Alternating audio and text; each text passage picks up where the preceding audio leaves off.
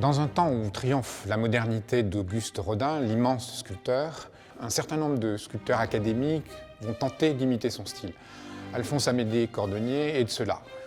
Dans cette sculpture précisément, qui s'intitule Obsession, qui date de 1890, et qui est une sculpture en marbre et en acajou, qui est conservée dans les collections du Palais des Beaux-Arts de Lille.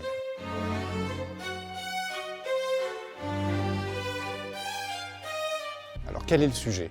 On voit un moine, je dirais un pauvre moine, concentré sur sa foi, et au-dessus duquel dansent trois jeunes femmes lascivement. Donc c'est probablement un saint Antoine, une iconographie religieuse traditionnelle, et pourtant le sculpteur a choisi de l'intituler Obsession. Une obsession masculine, puisque la femme telle qu'elle est représentée, c'est Ève. C'est la tentation. L'homme est une victime, la femme est corruptrice. C'est l'Ève de la Bible, et c'est l'Ève inspirée par le diable. Et le diable est bien présent dans cette sculpture, si on y regarde de plus près. On ne le voit pas tout de suite, mais le moine et les trois jeunes femmes sont assis sur le diable. On comprend pourquoi un certain nombre de femmes, de visiteurs, sont mal à l'aise avec cette œuvre.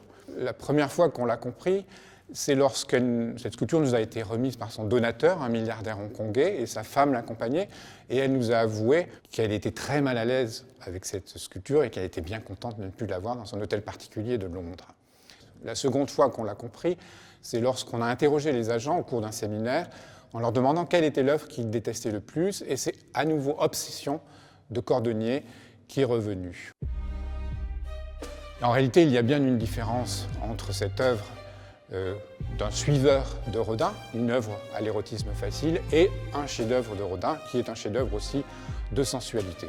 Comme quoi, selon qu'on est historien de l'art ou qu'on ne l'est pas, selon qu'on est jeune ou vieux, selon qu'on est un homme ou une femme, on regarde différemment une œuvre.